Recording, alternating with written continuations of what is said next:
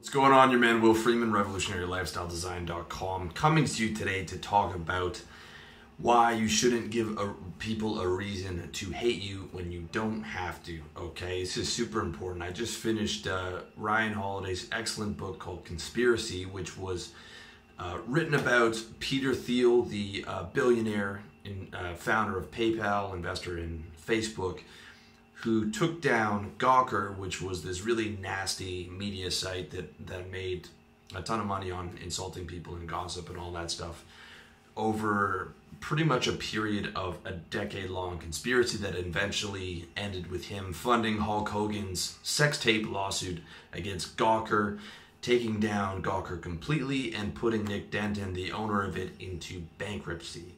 It is a very interesting book, very well written. I highly recommend it.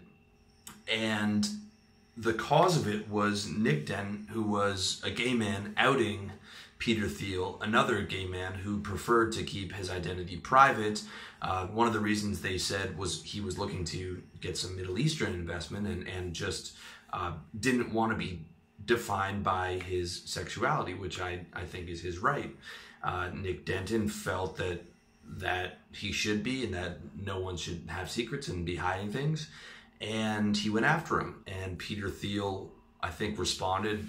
You know, he was upset, or he asked him to take the post down, etc.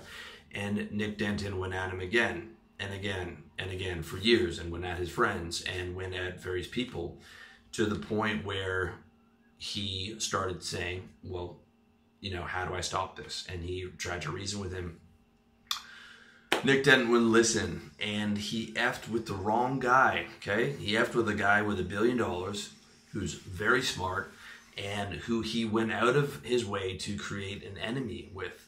And so this guy invested the next decade of his life legally finding a way to bring him down and put him into bankruptcy.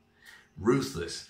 But I loved it. I loved the book. I loved what Peter Thiel did. I think he did the world a good service putting a person like that out of business. I think it's a great thing.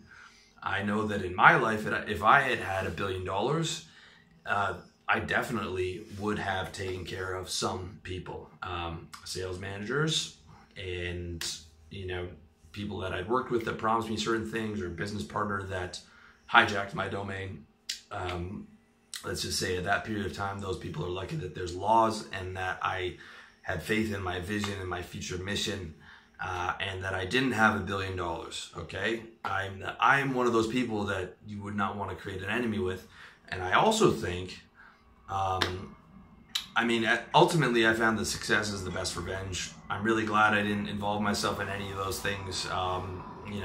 First of all, just my karma. I don't want to get my karma involved in something like that, as well as just success by itself is just the best revenge. Just living good. Eventually when you get your life to where you want it to be and all those things together, you just stop caring. But as you start to get some success as a boss or as a leader, or maybe you have a personal brand like I do, you're going to get some haters just from expanding. The more successful you get, the more haters you're going to get. The smart thing to do is not make any unnecessarily. Do not pick fights unnecessarily, especially when it costs you nothing not to. You do not want to create a Peter Thiel situation that could have been avoided and easily avoided. Okay, even just softening your message, if you have to, make sense as you start to expand. I mean, if you watch a Brad Pitt or a George Clooney in an interview, they're not talking about how attractive they are, or how much money they made, or how many girls they can get, or that they won the People magazine Newsweek cover. They're just, they're actually being humble because they know that their status and the success speaks for themselves. One thing that I did was I would get dislikes on videos where I was talking about getting girls, or ones where I was talking about not buying a house. And I realized on some of those areas, I thought I was speaking neutral, but if someone is in pain in that particular area, I want to soften that message so that they know that I'm coming from a place of empathy, which I am. And as I started adding more empathy and softening a lot of that message, I saw my likes to dislikes grow exponentially to now they're well above industry standards, especially on something that's a potentially triggering video. Okay, instead of complaining about haters or something like that, I was like, okay, that's what those guys are getting upset about. What if I just soften that area? Then maybe a guy who is looking for information and could have been a potential hater could actually become a fan. Or even just the fact that you can go back through my website comments, through me posting on various forums when I started, through all my YouTube comments. I've not insulted one commenter on one person on the forum, anywhere. I see guys do this, and to me that I find it very strange and counterproductive to insult people who are commenting. I mean, if I get a rude comment, because I go through them myself, I'll probably delete it. But you know, even in those situations, I'm not going to engage and potentially create an enemy or give someone more of a reason to hate me. It serves you nothing, and it literally costs you nothing not to do it. You know, at the end of the day, all actions have consequences, guys. You might not see it a decade from now until you're bankrupt because you picked a fight with a billionaire. I mean, that company had like 500 million in revenue, something ridiculous, and Nick Denton owned all of it. And he wasn't going to stop until he took the company down and put him in personal bankruptcy. Okay, when you walk around and you stomp around creating enemies, one of those days you're going to run into a guy like that. You know, especially in business, especially if you're expanding the scope of your business, there is no reason to give people a reason to hate you when you don't have to. And it costs so little just to soften it. It costs so little to be in rapport with people and not contradict. It costs so little just to bring up the people around you instead of always be talking about yourself.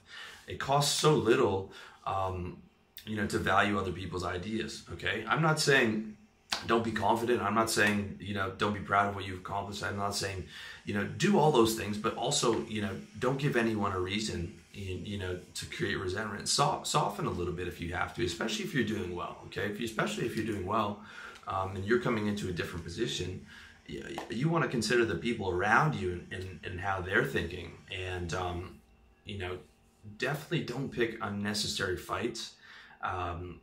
Don't pick fights with clients or customers or potential clients or customers, and do not pick fights with guys like Peter Thiel. That's the message of this video, okay? Like, when you have a guy who's really smart and he is a powerful guy, and all powerful guys have big egos, you know, Donald Trump would be another guy. I mean, how many people's careers has he ruined in the last 3 years who tried to go up against him unnecessarily? Do not create enemies when you don't have to, and especially do not create them with the wrong person, okay? Because it might not be this year or 5 years or 10 years from now, but they're still going to be thinking about that, and they're going to take you down when they have the opportunity. So that's my 2 cents. Let me know what you think. Also, if you've read the book, let me know what you think about the book. I thought it was really cool. I read it in about 2 days or so. So thank you so much for watching. I wish you all the best in your personal development journey.